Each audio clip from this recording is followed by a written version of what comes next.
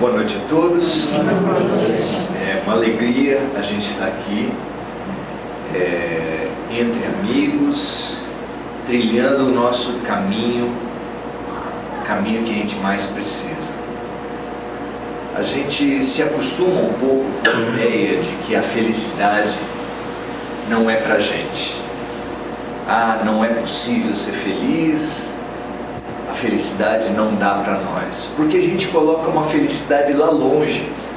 A felicidade de ganhar na loteria, espírita vai para a fila da loteria também, não vai?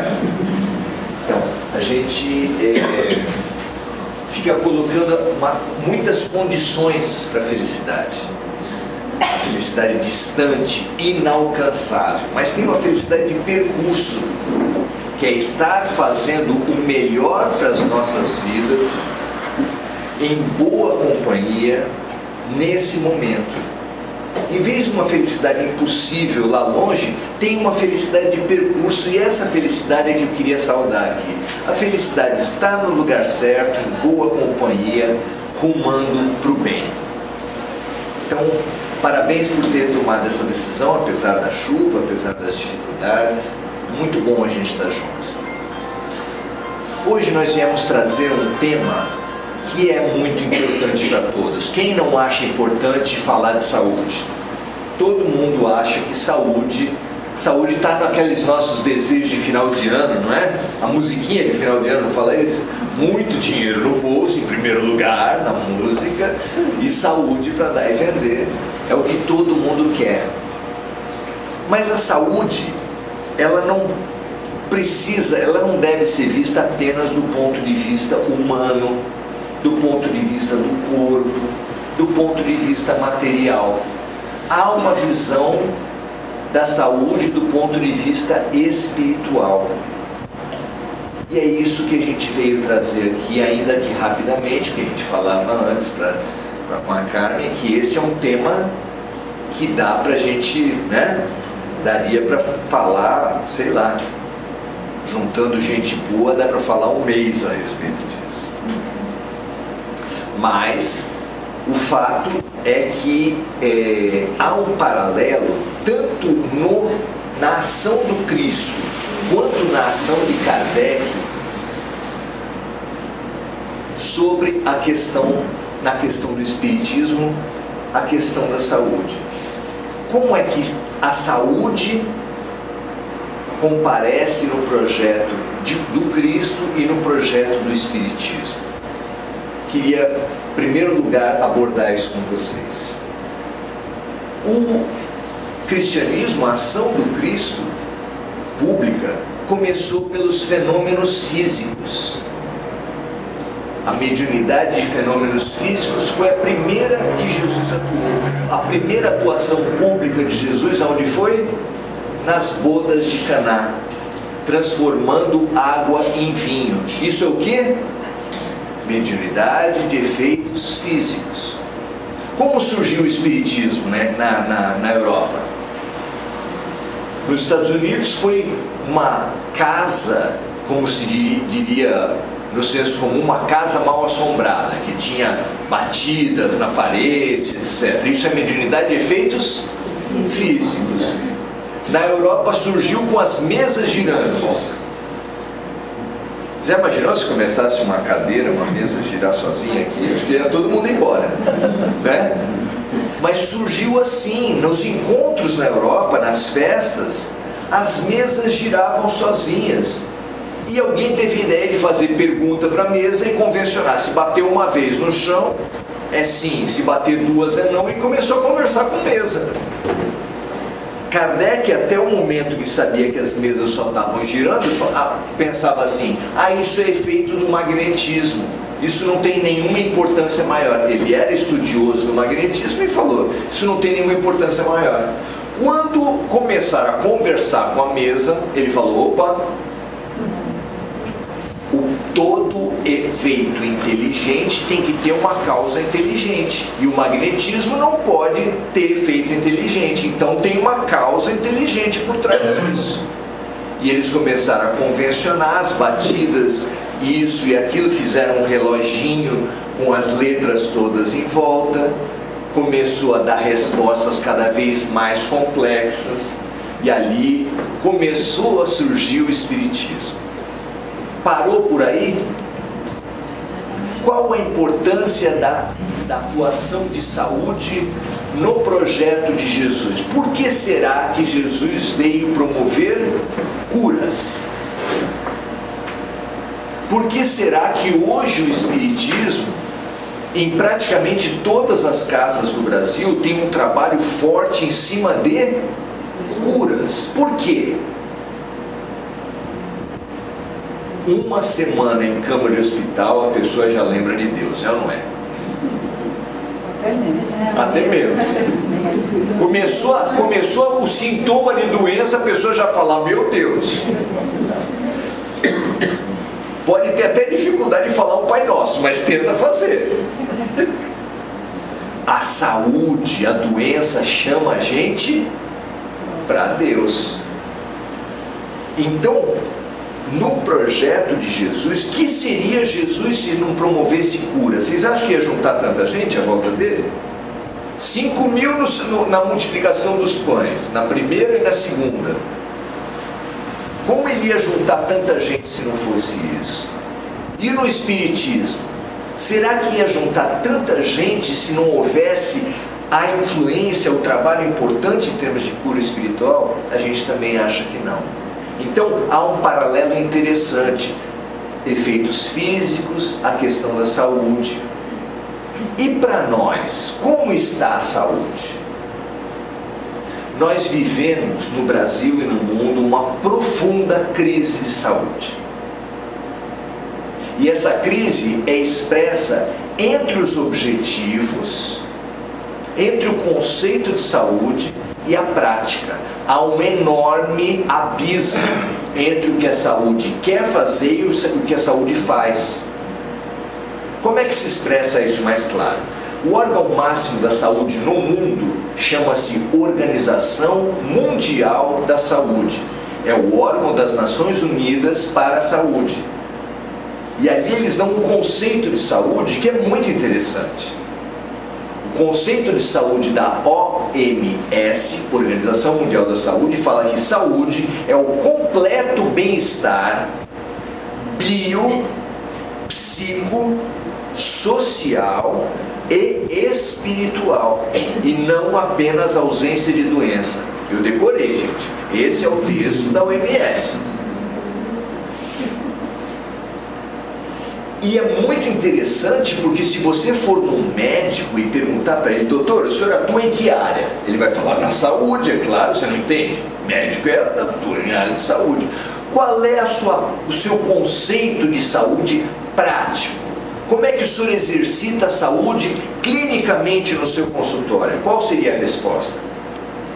Se ele for um oncologista, se ele for em qualquer espécie de especialidade, ele vai falar que faz uma bateria de exames e para cada exame sai o resultado e tem uma faixa de resultados normais e uma faixa de resultados que, se você sair daquilo, você está na anormalidade e a partir dali ele começa a se preocupar com a sua saúde. Não é assim? A gente não está acostumado com isso? Vocês também não abrem resultado de exame antes de chegar no médico? A gente já sabe, está ali do lado. Primeiro está o teu número e do lado está ali o mínimo e o máximo. Você já fica ali para ver se eu estou pelo menos, né? Se estou passando de ano, como é que está o meu negócio. E é muito interessante porque esse conceito está em desacordo, a prática médica está em desacordo com a OMS. Por quê?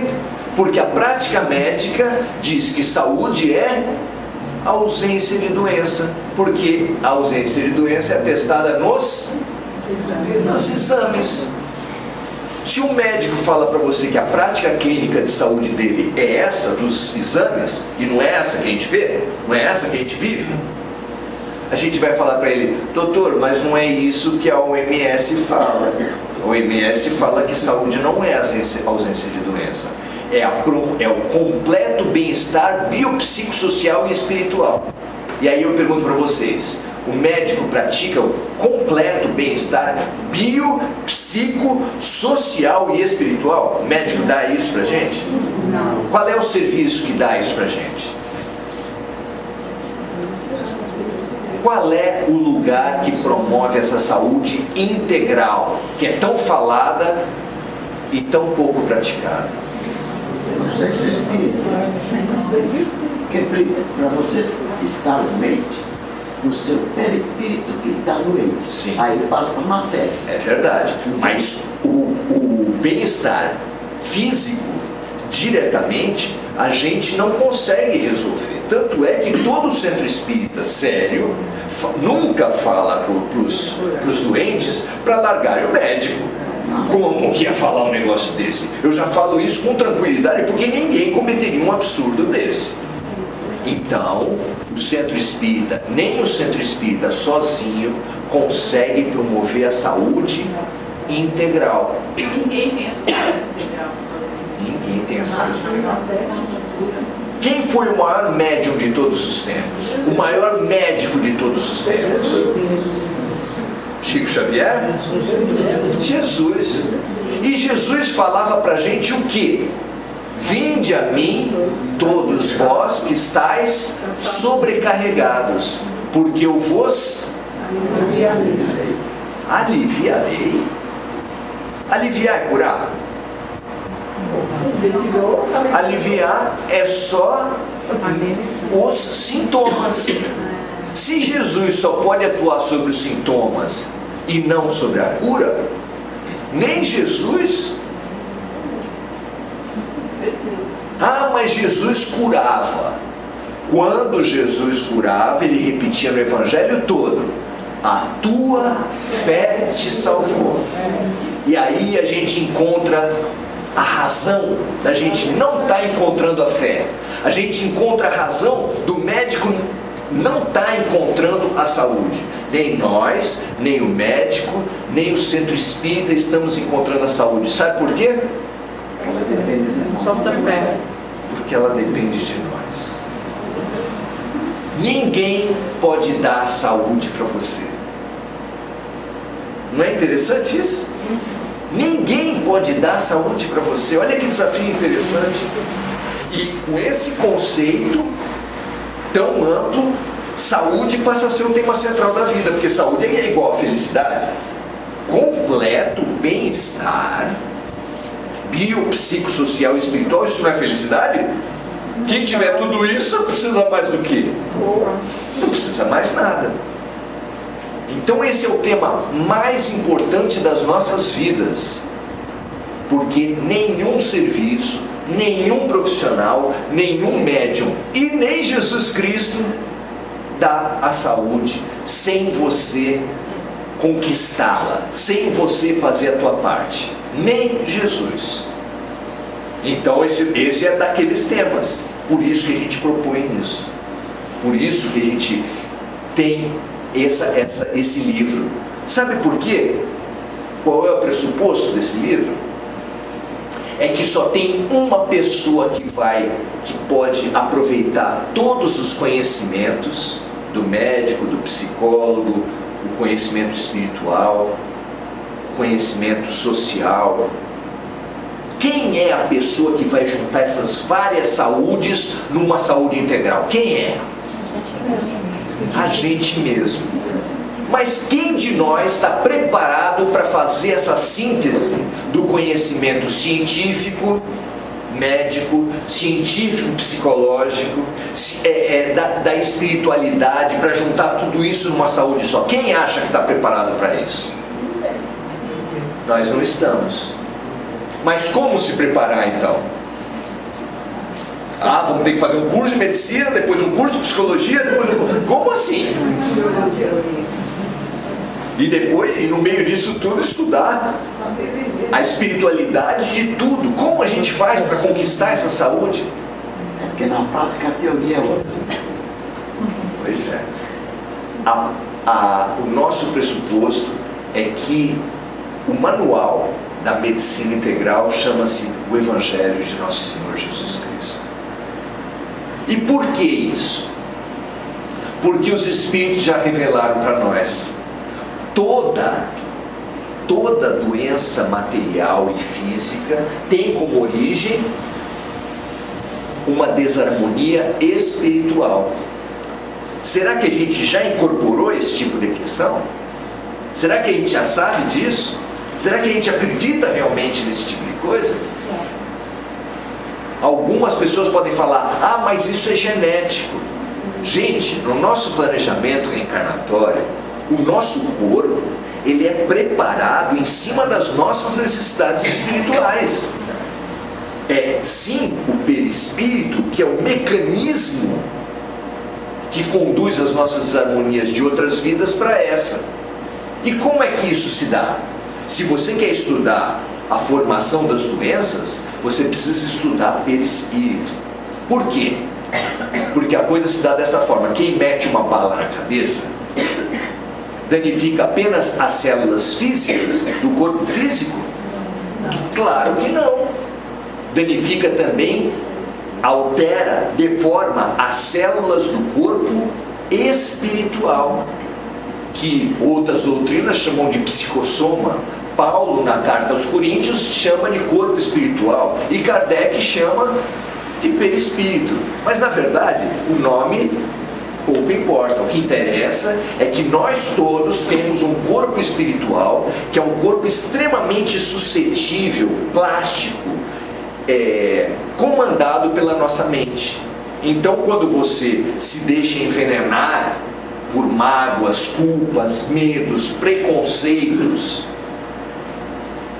ou comete uma violência, e essa violência contra si ou contra o outro fica marcada na sua mente, e marcando na mente deforma o perispírito. E o perispírito também é chamado de modelo organizador biológico. Isso quer dizer o quê? Que é o perispírito, a forma do bolo, que vai moldar o teu corpo material. Se você tem uma forma redonda, você tira do forno um bolo quadrado? Tem jeito? Não é possível. Se você tem um perispírito deformado por desarmonias, necessariamente essas desarmonias vão ser transmitidas para o corpo físico. É ele o mecanismo que faz as nossas desarmonias virem de uma vida para outra. Não é esse Deus punidor que a nossa cultura religiosa traz de outras religiões. Não é: ah, tá vendo? Deus não mata, mas a chata matou aqui, vai ter que ser assassinado lá. A gente traz esse tipo de pensamento na nossa cultura religiosa. Não adianta mudar de religião se você não se abrir para uma outra dimensão. As nossas doenças não são punição de Deus. As nossas doenças são cura. Olha só a diferença. Você, quando está recebendo um câncer, você está sendo curado. Nós não temos que lamentar, nós não temos que abominar as doenças, porque elas são consequências dos nossos atos, e a consequência vem não para nos punir. Isso é uma mudança drástica para o doente. É uma mudança drástica para nós doentes. Tirarmos da nossa mente a ideia do Deus punidor. Esse Deus punidor é uma criação humana doentia. Porque se o próprio Deus quer o nosso mal, então o que sobra? Deus não quer o nosso mal, Deus só quer o nosso bem. E é assim que as nossas mágoas e culpas, eu sei que em Mongaguá ninguém guarda mágoas, eu sei que vocês já são espíritos elevados, e as pessoas erram com vocês, mas vocês nem se importam.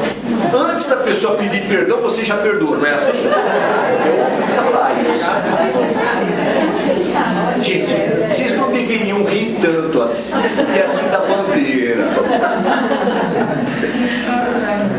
O fato é que a gente, guardando mágoa dos erros que cometem conosco, a gente vai se envenenando. Agora, pensem comigo o tamanho do envenenamento. Num dia, é fácil passar um dia sem ninguém errar com a gente? Difícil. A gente conseguir passar um dia sem ninguém errar com a gente. No trânsito, no trabalho, ouvindo os meios de comunicação, você vê erros humanos que te prejudicam. Quando você liga a televisão, você vê erros humanos que te prejudicam. Todos os dias. É praticamente impossível você passar um dia sem alguém te fazer mal, sem alguém te prejudicar. E se cada vez que alguém te prejudicar você guardar um pouquinho de mágoa, como eu falei, aqui não acontece isso, mas eu ouvi falar que em outros municípios acontece. Aí a pessoa vai guardando mágoa num dia. Quanto fica num mês? Quanto fica num ano? Como aqui tem pessoas só acima de 1 ano de idade, olhando assim, quanto fica com 40 anos? 50 anos de mágoa acumulada. Aí vem o Espiritismo e te fala que você já tem mais de 500 vidas.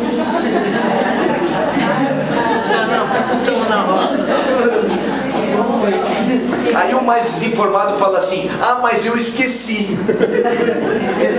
Essa se você esqueceu. Todas as nossas lembranças, de todas as vidas, estão em nós. Só que elas estão jogadas no subconsciente. Por isso é que você às vezes encontra uma pessoa que você nunca viu e não vai com a cara. Nunca viu, nunca abriu a boca, nunca fez nada e já não gostei. Não é assim? E às vezes o contrário também. Você está num banco de ônibus, senta uma pessoa do teu lado, começa a falar da vida sexual, começa a falar de tudo ali pro teu lado, confia plenamente em você. Por que isso? Reencontros.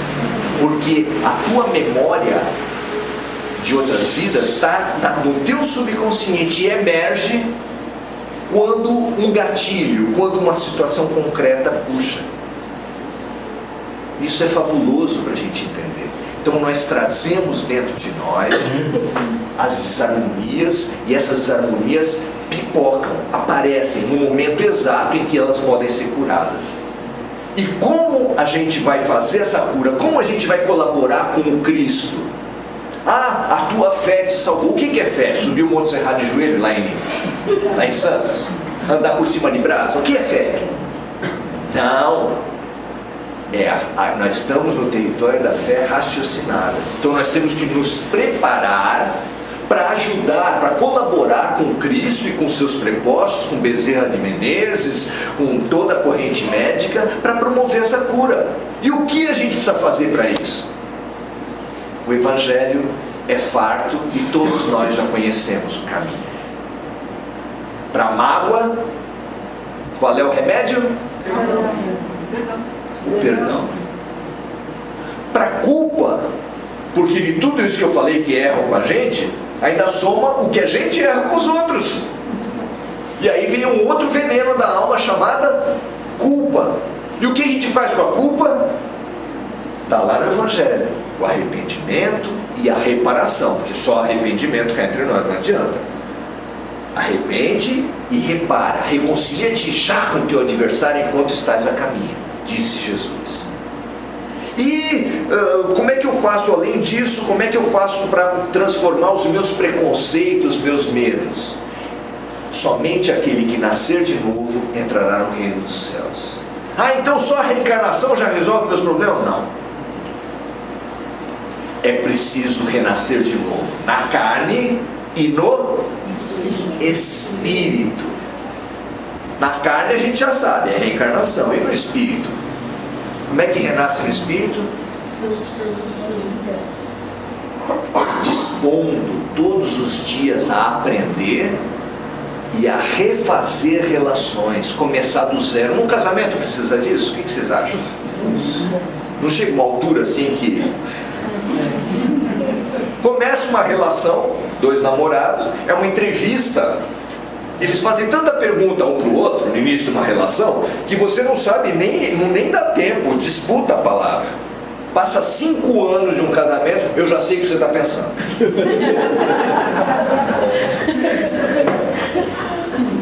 Como pode ser isso? A gente precisa se dar chances de renascer, de reiniciar, de refazer amizades, família, casamentos, tudo. E principalmente para a gente mesmo se refazer, para a gente mesmo achar que a gente é digno de ser feliz. Vocês acham que vocês são dignos de ser felizes? Muitos de nós acham que não. E isso é consciência culpada. E quando a gente acha que alguém é culpado, merece ser punido. Quem merece ser punido não pode achar que tem direito à felicidade. E aí se boicota, sem perceber, se boicota. Tem aquela vozinha assim: isso que você está fazendo não vai dar certo. Você não é capaz. Isso aí não é bom. Nunca veio essa vozinha para você? Se mal está começando qualquer coisa, já vem uma vozinha na tua cabeça. E aí você já pensa, é o obsessor. É obsessor. Mas o espírito que está obsediando as nossas vidas, a maior parte das vezes, é nosso. E até o obsessor, quando vem, é convidado por quem? Não existe obsessão se não for, antes de tudo, auto-obsessão. Você se auto-obceca, por exemplo, por um tema, por uma vingança, por ódio, por sexo, por comida, por drogas, e os obsessores só acoplam. Convidados por quem? Eu sou vítima dos obsessores. Imagina. Tem sessão de obsessão que você tira a conclusão de que o verdadeiro obsessor é o encarnado. É muito comum que isso aconteça. Então, o nosso pressuposto, e ali a gente encerra a nossa fala, vendo se a gente ainda consegue dar uns 10 minutinhos de conversa, de pergunta, para falar para vocês que essa síntese, essa saúde integral, a gente conquista a partir de Jesus. É Ele que vai nos ajudar com todos esses exemplos que a gente já falou: perdão, arrependimento, reparação, reconciliação. Tudo isso é o quê? Evangelho. Tudo isso é o quê? Jesus. O amor cobre a multidão dos pecados. Qual é o remédio universal para as nossas vidas? Quem fala isso? É Jesus. Jesus é o médico. Então nós precisamos conhecer, nós precisamos praticar Jesus Cristo. É um desafio fácil? O que vocês acham? Nós somos a classe de recuperação de escola. Vocês lembram como é que era a classe de recuperação? A gente de uniforme, material, indo para a escola e vendo os colegas tudo indo para a praia. Passava ridículo. Por quê? Porque o professor não foi com a cara da gente. A gente sempre achava uma desculpa. Sempre achava uma desculpa. Todo mundo colando e só pegou eu. De novo, gente, vocês não devem rir assim. Vocês têm que rir baixinho, rir da sua. Porque quando se ri assim escancarado, parece que isso já aconteceu com vocês. Beto Guedes, numa música de novela das 6, falava uma coisa, um toque muito inspirado pra gente. A lição, que no nosso caso aqui é o Evangelho, nós temos 2000 anos de Evangelho. 2000 anos de Evangelho. Nós já sabemos a lição, nós sabemos de cor. Só nos resta aprender e praticar. É com uma prática saudável que se conquista a saúde. É com uma prática de Jesus que se alcança a saúde integral. Sem isso, a gente não pode querer que alguém resolva o nosso problema. Não vai ter ninguém. Não tem cola na escola de Deus. Não tem plano facilitado. Não tem 10 vezes no cartão. Ou você se abre para a luz, porque Jesus não é arrombador de porta. A gente canta bem forte: entra na minha casa, entra na minha vida. E a gente fervoroso ali, acreditando. Mas Jesus é arrombador de porta? Se você não abrir a porta para ele não entra. Não tem jeito. Não tem outra alternativa. Ele respeita. Deus nos ama em liberdade. Jesus nos ama como? Jesus também nos quer livres. Portanto, a cura ou parte de nós, ou não vai partir de ninguém. Obrigado, gente. Boa noite.